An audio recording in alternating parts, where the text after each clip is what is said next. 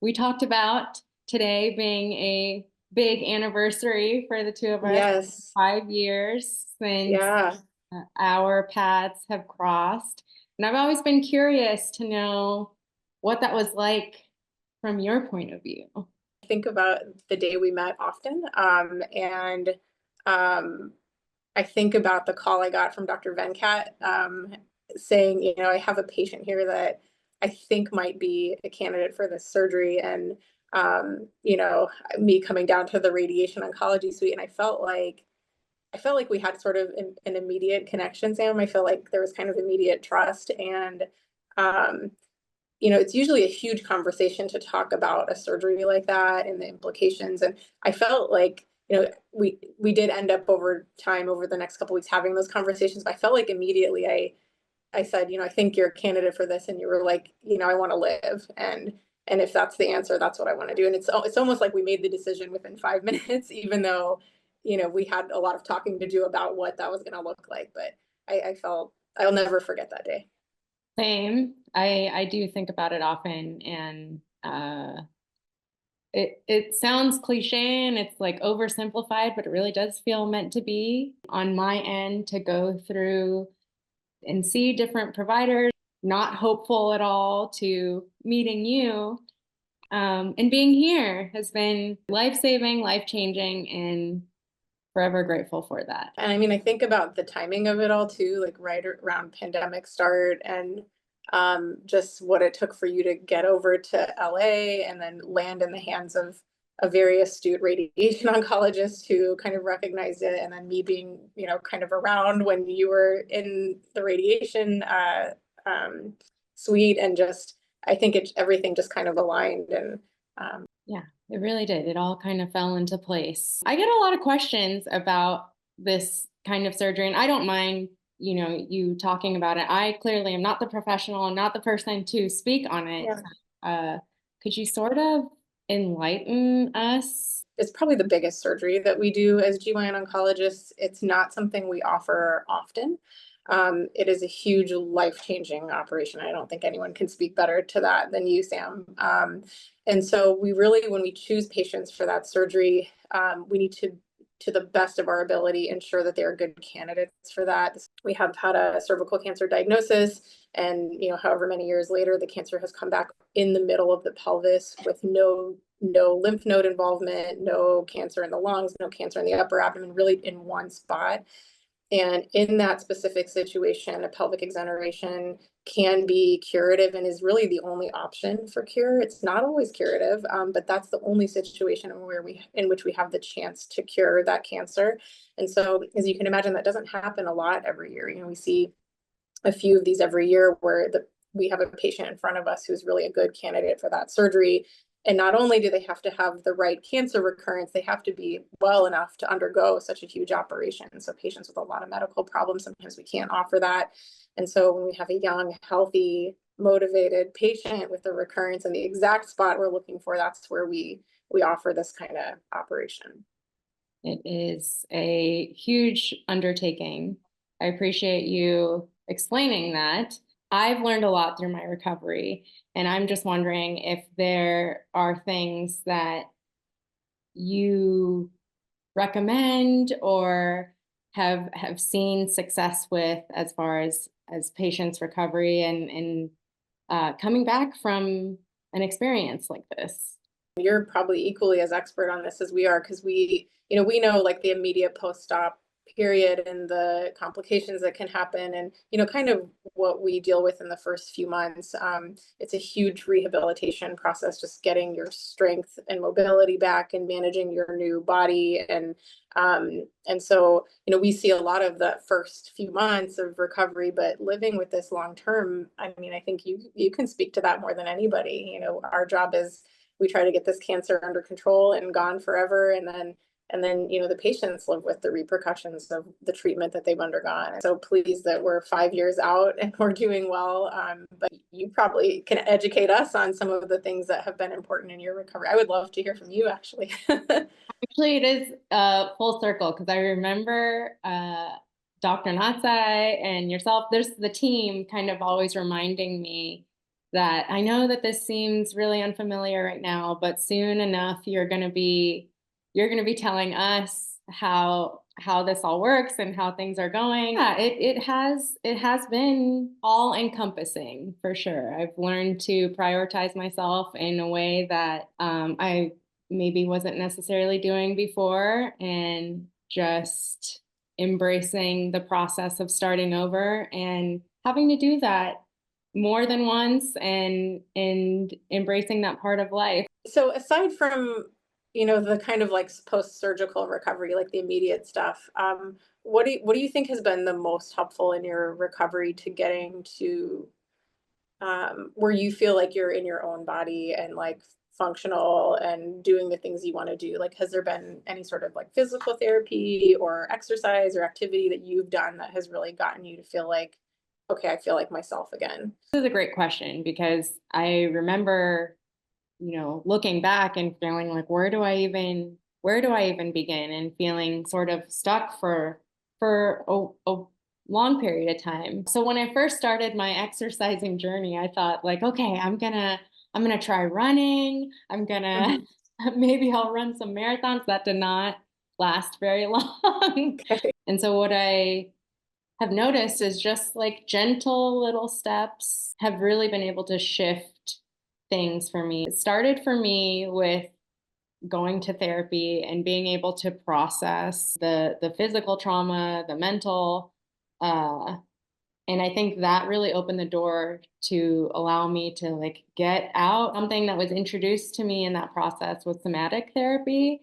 So that really allowed me to actually get back in my body. Going through all of these treatments, you disassociate in a way. Mhm.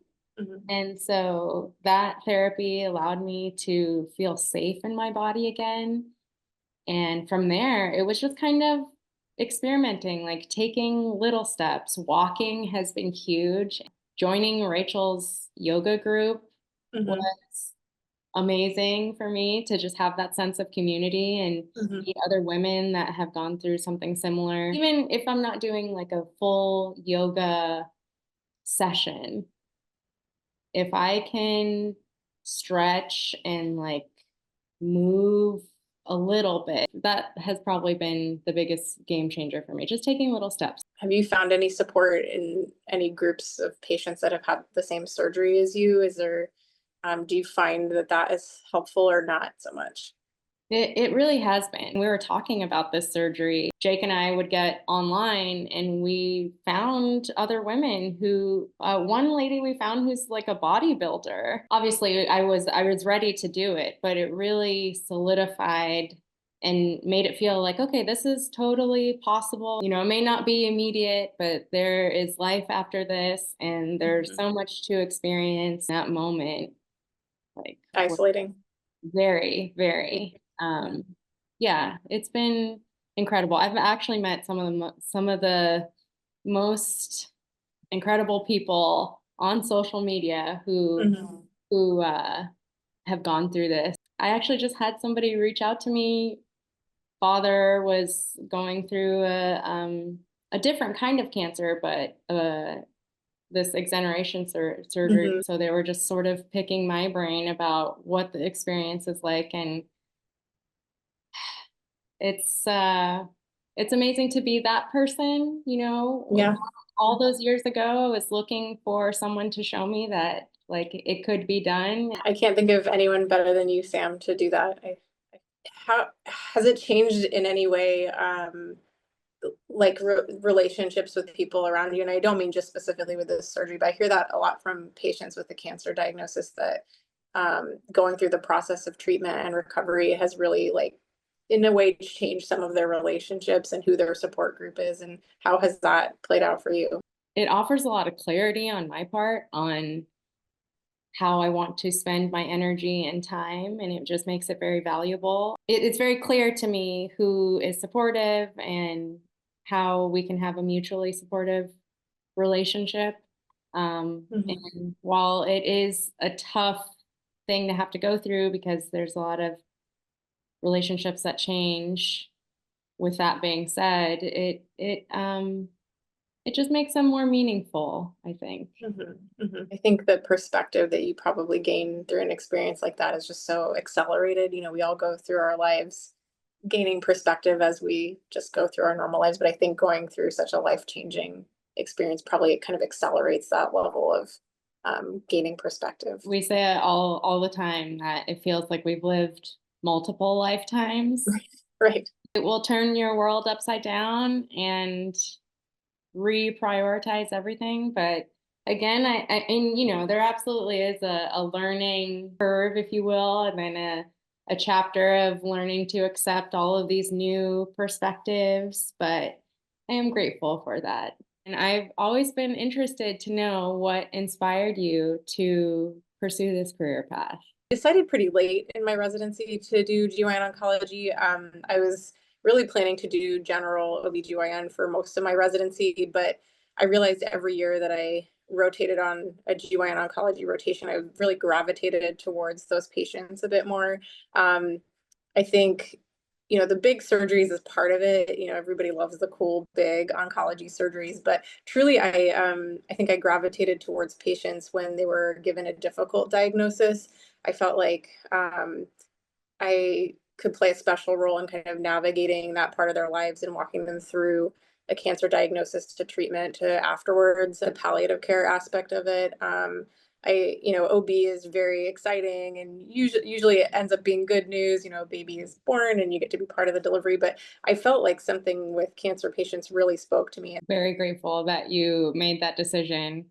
From my perspective as a patient, that is incredibly important. You talk a little bit more about the significance of what you could bring to that experience for a patient? Something that I realized early on that really changed the way that I approach patient interactions is that I can't fix every problem, right? So the problems I can fix, I'm going to do everything in my power to fix and advocate for patients. But there's some things I can't fix, right? And we don't have treatments for every cancer, or we've gone through all the treatments for every cancer, or surgery is not an option for some patients. And I think when I came to peace with there's things that are out of my control or that I just do not have the ability to fix, I realized my role is really to stand alongside my patient, be there for the difficult conversations and the difficult parts, and be there to support their family. And sometimes that's all I can do. And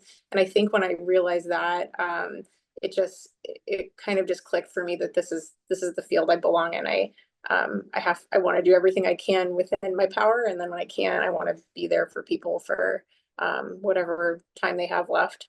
Making a difference in so many ways. Is there another lesson that you have been able to take with you through your experience? Speaking as an oncologist, and not to be dark and doom and gloom and all end of life stuff, but I think one of the things that's also been so critical in the way I practice is thinking about when we lose a patient, it's the family that is suffering for many months to years to follow. And so I think really involving them in that decision making process as much as the patient wants, and also making sure that we're not doing things that they're going to have questions about or regrets about later. So I think just like the family or support network, being involved and recognizing who is important to the patient that is going to be so affected by this later. I think bringing those people in early and listening and hearing, what they are going through is so important. That's huge. You're right. It is oftentimes overlooked, and it really takes a village to be able to get through this experience, and that acknowledgement is huge. Shifting gears, gynecologic health just isn't, we don't talk about it enough, whether we don't feel like we can. It is obviously a personal subject, but what are some things that you would like folks to talk about, or what should they know? I think that's just so true. I have so many patients every day and every month that come in and they say, my mom had a hysterectomy or my aunt had a hysterectomy, but they didn't really talk about why, or they had surgery down there and we don't really know exactly what it was. And I think it needs to change. If we're going to see a change in, cervical cancer prevention, any gynecologic cancer prevention, screening, treatment, we need to be talking about it. We need funding for that. We honestly needs support, on a federal level.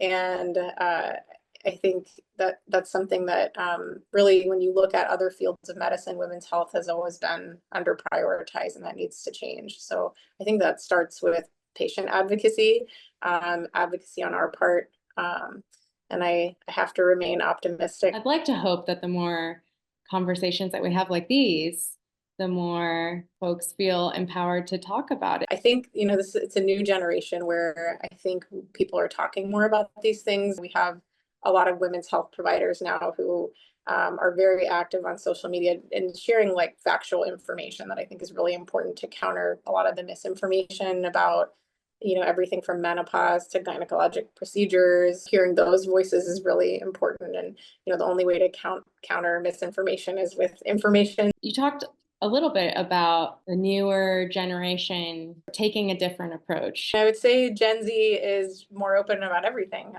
from mental health to gynecologic care.